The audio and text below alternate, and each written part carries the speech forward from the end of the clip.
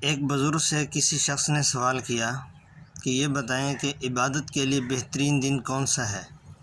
تو بزرگ نے بہت ہی خوبصورت جواب دیا اور ایسی بات ارشاد فرمائی جو آب زر کے لکھنے کے قابل ہے۔ بزرگ نے یہ کہا کہ موت سے ایک دن قبل جو دن ہے وہ عبادت کے لیے بہترین دن ہے۔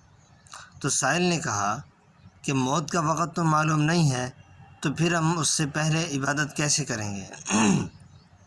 تو بزرگ نے یہ کہا کہ ہر دن کو موت کا دن سے قبل سمجھ کر عبادت کریں کہ یہ میرا آخری دن ہے، ہر دن کو اپنا آخری دن سمجھیں تو یہ عبادت کے لیے بہت بہترین دن ہے۔